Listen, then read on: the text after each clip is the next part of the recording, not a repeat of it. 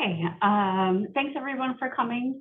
My name is Alyssa Wright. I'm the head of research services at West Virginia University Libraries. And Sally, Hi. introduce yourself. Yeah, thanks. I'm Sally Brown, the exhibits coordinator for West Virginia University Libraries. And we are going to talk today about building a graduate research exhibits program in an academic library.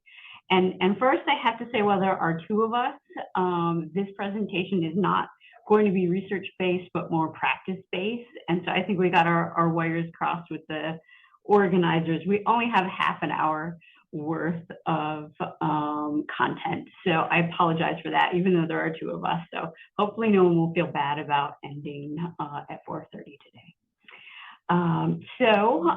Just to give a little overview of what we'll talk about today, first I'm going to give a brief description of what our exhibits program is. And then Sally is going to talk about how to develop a program and the best practices. And I'm going to talk about developing partners and funding sources. And then Sally will talk about archiving and assessment. And then we'll do a little showcase at the end to show some of the exhibits that we've done so far. We've had this program for 2 years now.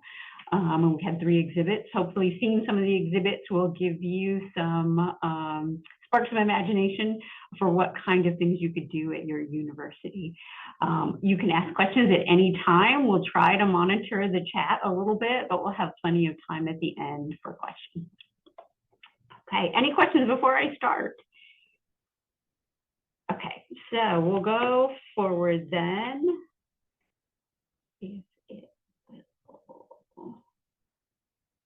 Excuse me, sorry. There we go. So these are our exhibit goals, our official goals, right? These are to benefit both the academic programs and the students, right? To challenge them, to showcase their research in new ways. We really want to provide a deeper platform for learning and intellectual discourse. We also have our unofficial goals, which are what's in it for us, right, as the academic library. And that is to develop programming for our research commons area. We have an area that it's pretty common. Many of you might have them. It's carded for graduate students only, and it's meant for graduate student common work. It's a study space. We didn't want it just to be a study space, though. It has some added technology for graduate students, some computer rooms for conference rooms for them. And we wanted to add this as a way of not only using the space for display, but getting some programming in there. And of course, always, our probably every goal of every academic library I've talked to is raising our profile on campus, particularly getting the attention of administrators, other professors on campus as a place we're not just for study. So that was those are our unofficial goals. Next, the details of the award. This is a picture of one of the exhibits. We'll show more of those in a second. But students do receive funding for this. The winners receive $500 credited to their student account. And that is one thing. Sally will talk a bit more about best practices later. But if you're thinking of doing something like this, do look into how you're able to pay students. We're not just able to cut a check to students. We can credit it to their account, and that makes paying them easier, but it's something we have to tell the students too. You know, you're not going to get a check. You're going to get this $500 credit to their student account. So they visually showcase scholarship. We didn't want this, specifically did not want it to be just art students. So these are students from all over the university with very diverse research agendas, which you'll see when we show you some of the examples. The wall space is wall space that we have, and then Sally will talk a bit more about figuring out what you have. And then 1 semester and the optional public lecture, which has really become something we push them to do because we find it's been a really great thing to have the public lecture. The process, they apply online. That works for us. Sally will again talk a little bit about how we do that. We already have a committee that's called Art in the Libraries formed, and that's a committee that helps advise Sally as the exhibits coordinator about the other programs that we do in the library. So that was the natural group for us to be the jury for the award. It contains librarians, faculty, university staff on that committee. And Sally works to prepare the schedule, and then the public program is largely coordinated by me as the head of research services, working with the department and with the student on it. And this is an example of what we use for our, this is our application here that you're seeing. And then Sally, I'll let you take it over for development. Sure. Yeah, thank you. So, like Alyssa said, we have this nice space of the graduate room in our library. So it's dedicated to graduate students. And so the first thing we did, well, we're very fortunate we have a model of the Art in the Libraries Faculty Exhibit Award. So we already sort of had a model of a process for this sort of award. But when we thought of offering it to graduate students as well, we had to locate a space, and the graduate room is just prime. It has this long, wonderful wall, and it's already for graduate students, so that worked out. And then once we located the space, we had to measure it and configure the hanging system, which I'll talk about in a minute. And in this way, because we're not a museum or a gallery, we can't really harm the walls and repaint them every time. It just doesn't work with facilities. So this hanging system allows us to use these hooks and hang works without touching the wall every single time. And then we, with our committee that Alyssa mentioned, the Art and Libraries Committee, which is some librarians and some cross-campus faculty and staff, we develop our goals and parameters and the timeline. So what do we want to come of this? Do we want them to visualize their scholarship they've already done? Do we want it to be scholarship that they haven't done yet? Or are they curating a completely new idea? So we really wanted them to think of an idea to visualize their scholarship. And then the timeline I think we give about 6 to 9 months. So determine how long they have to submit, and then we jury pretty quickly, and then the exhibition takes place the next semester. And so, like I said, we'll develop the call for work with our goals and parameters, which we'll share a link at the end to what that looks like. And then we'll jury it, and I'll talk about that in a minute as well, and make our selection. And so I will work with the student on the design and the printing. The 3 students who have done exhibitions so far have done all of their design, which is really great, because with faculty, I usually have to do the design myself. But I will help them with printing production, so they don't have to pay for that. And then we'll hang the exhibition usually together.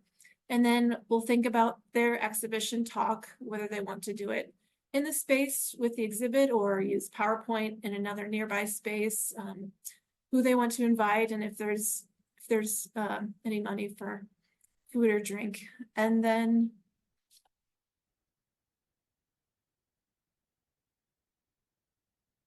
yes, promotion of the exhibition, which Alyssa will talk about in a minute as well.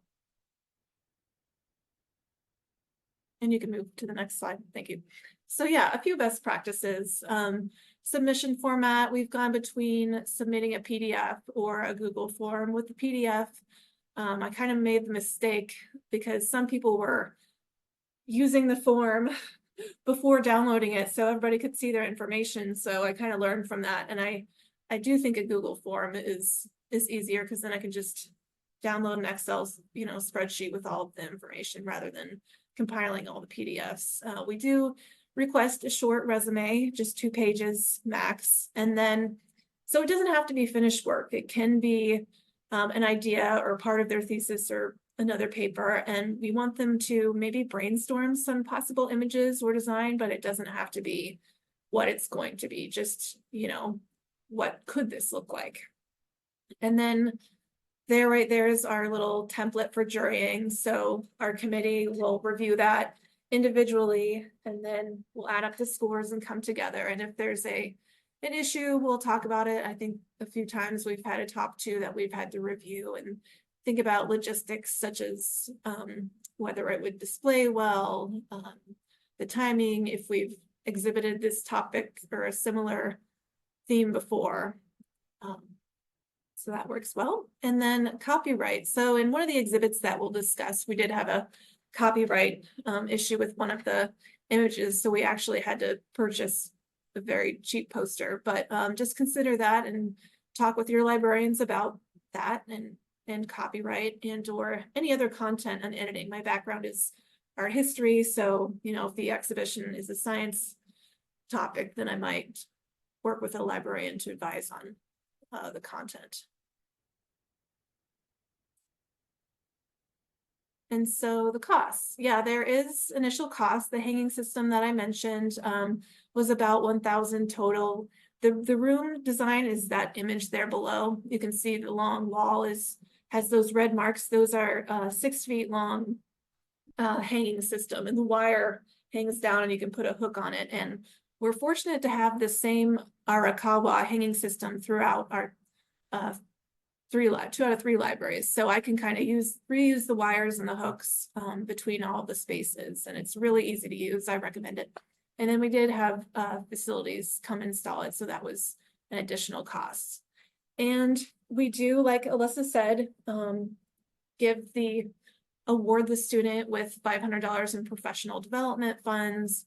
And I think, yeah, it says it's essential. I think that's a really big bonus. It's not a huge cost for us, but I think it's really meaningful for the students. And so the materials that I print in-house, and I use foam core, about $200. Foam core isn't cheap, unfortunately. And then the public presentation catering, Alyssa has done bottled water with snacks. We've done coffee. It's not too much, but it's a cost that you have to consider. So that's around $50 to $100.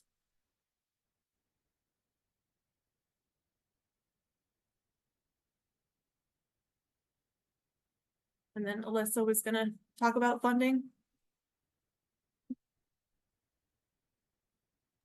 I am, but I'm muted. Oh, well, we can hear Okay. you now. Okay. Yes.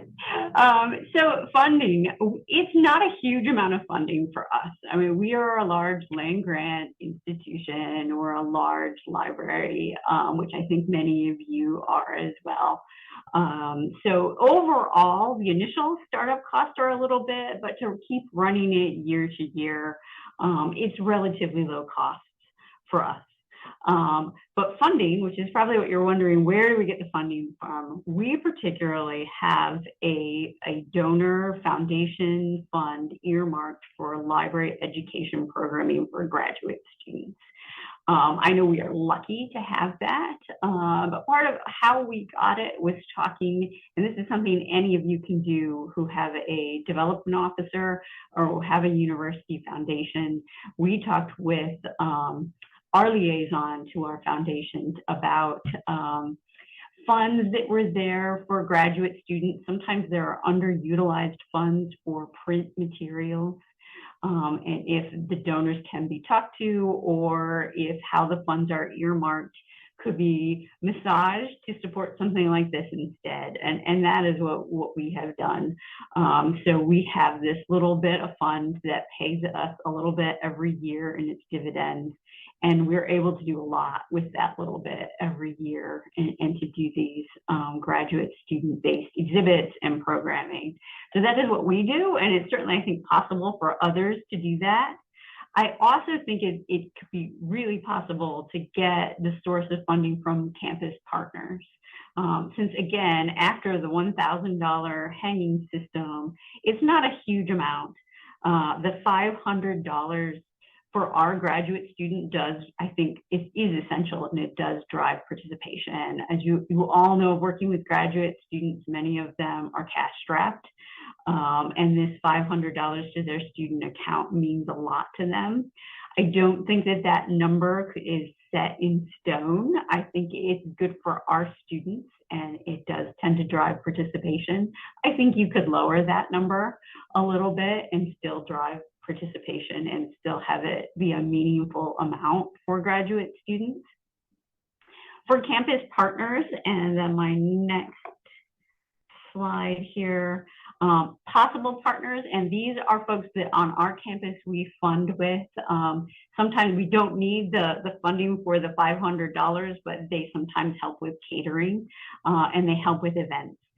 So we have what's called the Office of Graduate Education and Life. I know other colleges have, that's the graduate college, but whoever at your college helps set graduate programming, run graduate events. I think that they will be very willing to partner. I know that our Office of Graduate Education and Life loves this program. They help us promote it. They help us do the catering amounts when we need it. So they're a great partner and might be very willing to help you fund. The University Office of Research, if you have one of those, also might be very willing to fund. I know here we have a 3-minute thesis competition, which I think is common over other universities. And so that's a place where you could have a tie-in perhaps with something like a thesis competition, make your thesis visible, and have a tie-in with that and be a way to persuade to get a small amount of funding for this. And then academic colleges and departments are another place that you could go for partners, and Partners Plus, could you donate a little bit to this for funding?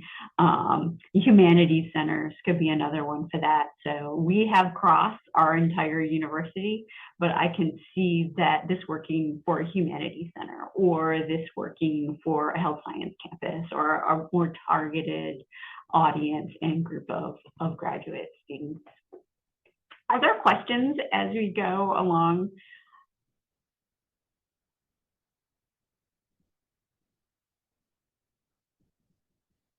I'm doing my best to do my 1 minute, and that is uncomfortable from the last. Details are how, thank you. We'll have time at the end, and we're trying to give as many details, but if we don't say something and you're wondering, please feel free to ask about how we do it, or how you might do it too. So promotion is the next. Promotion is always important, always something that libraries can work harder on. We have the usual channels, as I have up here on this slide. This is an example of a flyer I had our graduate assistant do. We try to keep the graduate research commons and the look of our flyers be the same, that way grabbing attention. And we put them on social media through departments, as well as social media through our Office of Graduate Education and Life. But what we have found through looking at our assessment and asking where did you find the information, the most successful and important channel for promotion have been the directors of graduate programs and the graduate advisors. That is the #1 response to when we ask, where did you hear about this graduate program, the education program, where did you hear about the exhibits? It was from the student advisor.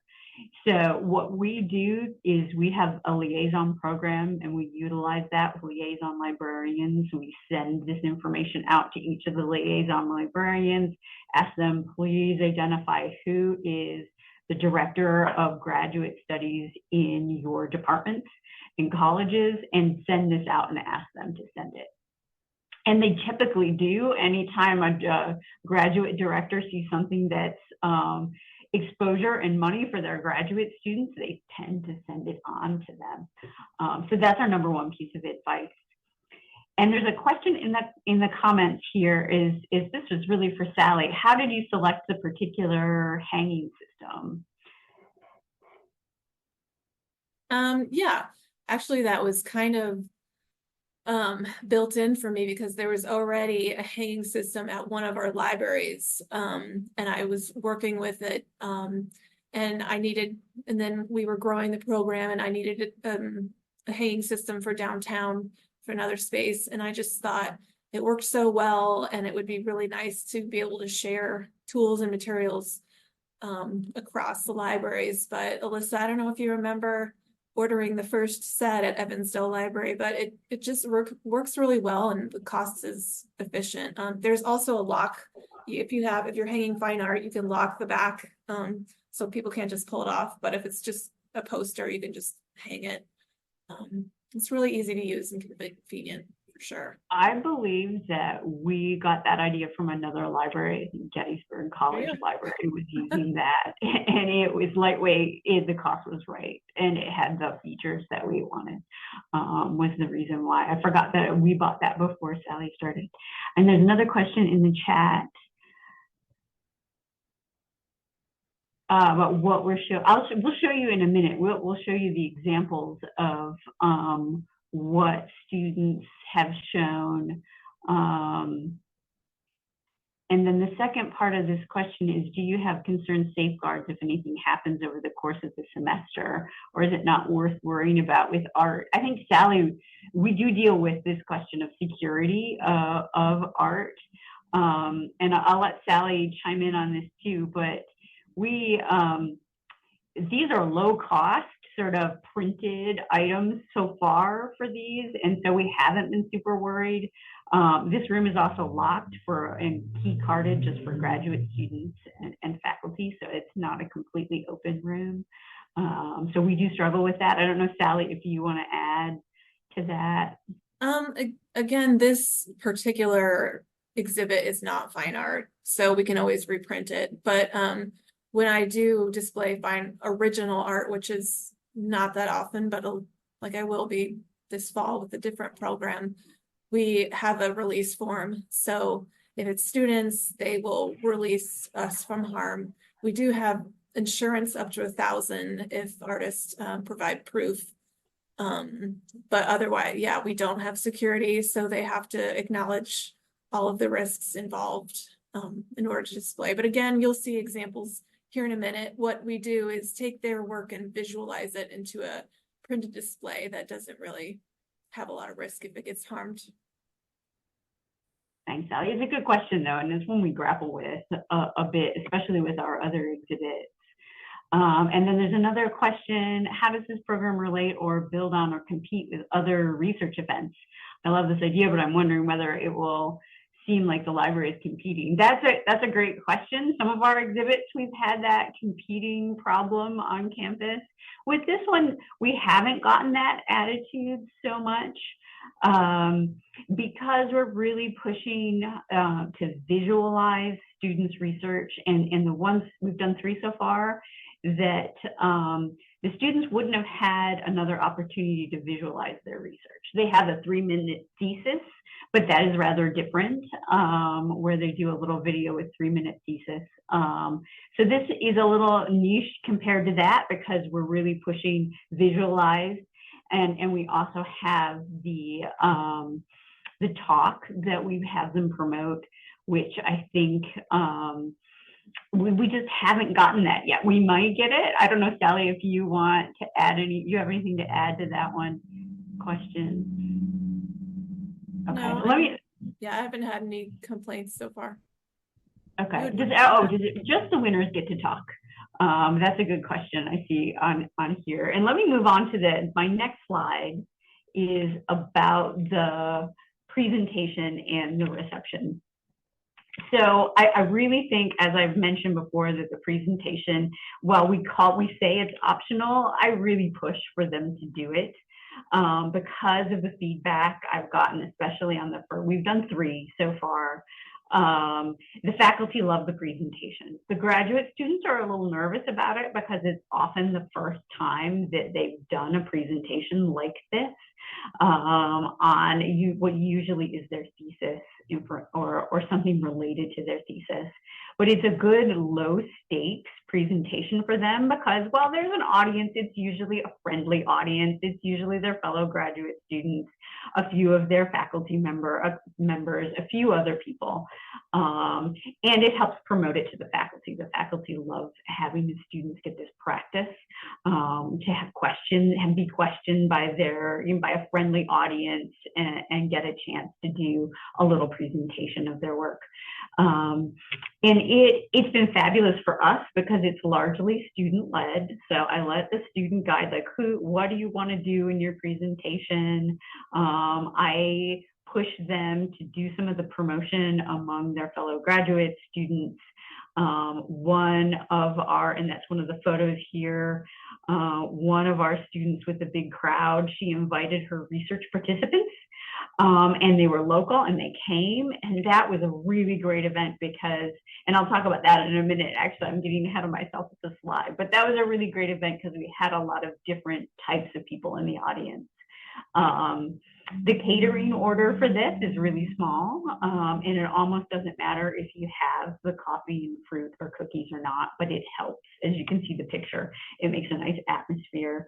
And typically all I'll do for this presentation is prepare 2 or 3 questions about the student's presentation and their research ahead of time, just to keep the conversation going. Sometimes I don't even have to ask them. So for me, it's minimal work for great output. And let me move on to the next slide here. Oh, this is Sally. So Sally, do you want to talk first a little bit about the archive plan? Sure. So, like I said before, I will work with them on the design and production. So that include, the 3 that I've worked with before have all done their design themselves, whether they use InDesign or Canva or Photoshop. And then they will send it to me to print and produce. So then we kind of have to decide, do they want to keep it when it's over? Do they want to travel it? Or do they want to leave it with me to reuse? Or do they just want to recycle it and be done with it for the actual print? And then, yes, we do document the exhibit and presentation with photographs that you'll see some and send those to our communications department to archive. And then we think about, will it be digitized? Sometimes we do like online exhibits that offer more information, or do they want it to be included in our research repository online? I think only one of our students has done that. And so we also have an exhibit page for each one, and that just gives a little blurb and an image. So they do at least have that, whether they decide on documenting it further or not.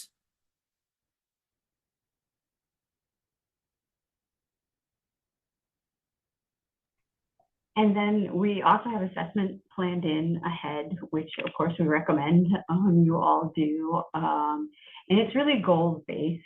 And this is a modest program for us with modest engagement goals. So we don't have robust assessment planned in on it. We do qualitative largely, and that's feedback that we get mainly during the events where we have students do their presentation. We get the feedback from faculty and other students. The quantitative we have is simple counts. And again, that's for the event, which is why I feel while we made the event not mandatory to start, I think I would advocate making the event more mandatory, because we're able to do assessment with the event better than we are with visitors to the exhibit, which we're not watching all the time. So we're counting applicants, we're counting attendees. Yeah, applicants we get, we know the applicants, obviously. And then cost benefit ratio is something to think about. Again, this is a small program for us, but it has relatively low cost for us in time and expense. So I think something is we're always questioning is, does the program benefit enough students? In our case, it doesn't benefit a ton of students for the size of student population that we have. We get about 10 to 20 applicants per year. They're all excellent applicants. They're about the number that our committee has time to go through, though. We don't have unlimited time resources, and we really only have time for 1, maybe 2 exhibits a year. We did 2 in the first year, and we've done 1 in the second year, and that's time is precious, is only really what we're able to devote to this. So while it doesn't really benefit a ton of students, like a 3-minute thesis does. It helps our unofficial goals of promoting the library. We're able to use the archived images. We're able to say, hey, look at what we're doing. We promote that in our newsletters. We promote it so that it's very visible to faculty and administrators. And that's worth it for us, even though it's a low number of students that we're able to promote through this. It promotes the library really well. The library.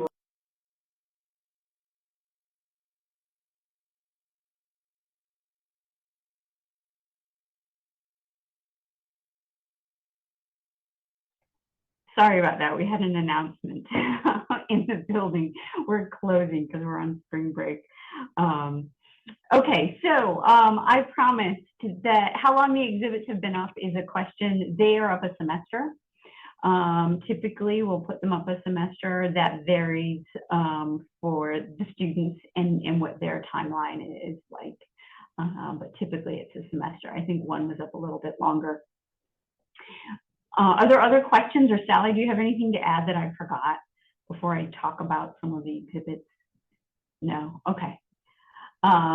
So I wanted to talk about, first I'll talk about the first exhibit that we did, and then Sally's going to talk about the other two. This first exhibit, I know someone asked if everyone gets to talk or just the winners. The first year we had two really close, one almost runner-up and a winner. And the winner couldn't display until the second semester. So we did a second display with the runner-up, and this was Stephanie, who is a sociology student that I had been working with as a sociology librarian, and who came to our immersion, our graduate immersion program. She did not win the $500, but she did get an exhibit, which is something we did because we had such great participants, great submissions that year. So hers, this, as you can see, she was talking about images of white Jesus in the Black church. She had participants who were somewhat local, a lot of participants in her research study from Pittsburgh, and she invited them. She was a great promoter of her work, and they came to the exhibit and to the presentation. And it was a great presentation, as I alluded to before, in that her participants who aren't academics got to talk and ask questions and talk about what it meant to them to be in the research study. Her fellow graduate students and her professors asked questions. And so there was a great cross-sections of different kinds of questions, different kinds of knowledge. So it wasn't the typical presentation that she would have given for a sociology conference. So I thought that was really wonderful because it took her research and it made it much more palatable to a wide range of folks, whereas it wouldn't have been when she just gave a conference presentation for it. And her faculty members, the faculty members in sociology, were so excited about the whole presentation and the exhibit. They've been great promoters of the program since then because of how wonderful this presentation went. And then I'll let Sally do the next one. Yeah, thank you. So this was the winner. I don't remember why one was over the other, but I do remember that with our faculty exhibits, most of them had been humanities-based. So we were really excited to get kind of a more STEM-related proposal. And forgive me, but I'm going to read her statement because it's easier for me than discussing this topic. So she says, although microorganisms govern ecosystem function, microbes themselves have been hidden away in what scientists call the black box. This is largely due to innumerable diversity in microorganisms. 1 grain of soil contains tens of thousands of microbes that span across different species. Recent advancements in technology and methods have allowed us to crack up this black box and see what's inside. This exhibit emphasized the evolution of the field of microbial ecology, from culturing to DNA sequencing to what we are currently now doing with quantitative stable isotope probing. Not only are we able to know who's there and what's going on, but linking these two processes together. So in this exhibit, Chanso theory visualized the progress scientists have made in understanding these hidden inhabitants and explored how scientists can now identify the vast array of microbes present and also unravel the intricate relationships between them and their environment. So it was really exciting to have kind of this different exhibition. And there she is presenting. She was pretty nervous, but I think she did a great job.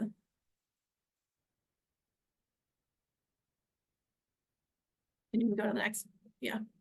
And this is our second exhibit that is now up. And he's an English student. So I'll read his statement. The exhibit features digital art that showcases how real-world inequalities transpire in the world of the web. It highlights an issue of substantial social impact, the extent of influence of language and print text on the digital domain, and the need for multilingual collaboration between hypercentral language, English, and non-central languages such as Bangla. The visualization is made to be like an art rather than data charts to evoke emotional responses. It operates with the logic that sustainable and effective change requires emotional engagement from individuals and communities. So his presentation really added on his deep dive of research into gender and ethnic issues that happen with identity prompts into visual AI. This project was part of his thesis, and PhD thesis, dissertation, I guess. And he was really excited to bring this to the library, and it's still up.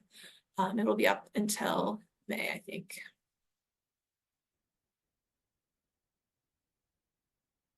Oh, there's your questions and comments. So there's our graduate student exhibit webpage, which outlines the parameters, the goals, and the deadlines. And then there's our general art and libraries website.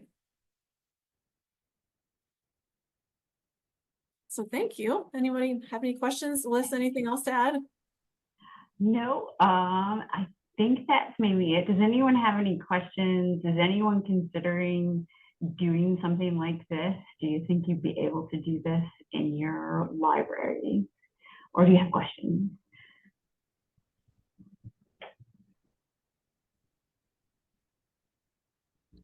While we give folks a moment to ask questions in the chat, I'll ask my question to give people a minute to think. Would you all recommend trying to do this as an undergraduate research award at all, and maybe why or why not? That's a good question. I think you could possibly do this as an undergraduate. You'd have to think about then what your goals were and how many students you could reach. Undergraduate population for us is much, much larger. And then what would the goals be and who are you trying to reach to? But I think it would be possible. I think it would be more difficult given that they would need more support. Our grad students need some support, but I think undergraduates will probably need quite a bit more support in terms of making the visualization and particularly doing the presentation. Someone's asking if we could bum off the 3MT competition and try to showcase those longer in the library. Yeah, I mean, I've often thought, especially if we have more capacity, our 3MT is a lot more students than what we get. We get, like I said, about 10 to 20 applicants. So I think that if we have more capacity, we could definitely do that. And yeah, graduate research conference. Yeah, that's a great, someone saying that in conjunction with their campus graduate research conference. We don't, I think, have one that's all campus wide like that, but I think that would be really great. And I think the competitive component, one thing that we didn't say is important.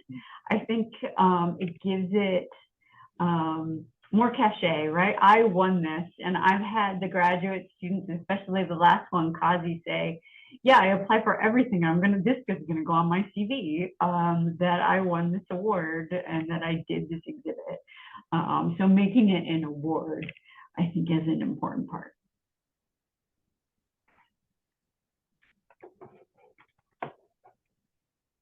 So someone else is asking, Why not show them someplace else longer? That's a good idea. I believe that the first one, Stephanie's, she took it. Sally, didn't she take her exhibit and show it someplace else? Yeah, she was excited to take it and move it somewhere else. Yeah. Do So you I know mean, where she took it? I I feel like maybe somewhere in Pittsburgh. I'm not really sure because she had an advisor in Pittsburgh, I think, or something. But that's an option, and I mean, there's an option that we could travel it among our spaces. I mean, there's lots of opportunities, just space and time and what they want to do with it, kind of.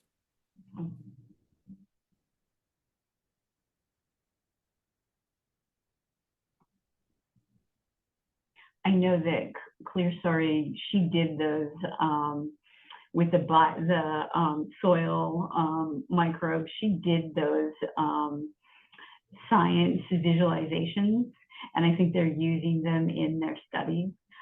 So her professor, her graduate advisor, is using some of those. Those are her original illustrations. Yeah.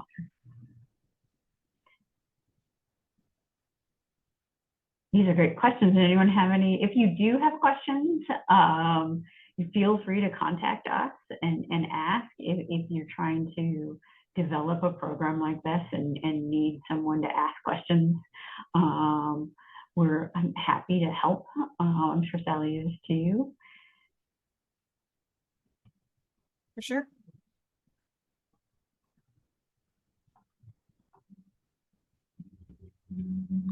All right. With that, I will thank you both so much for presenting this session.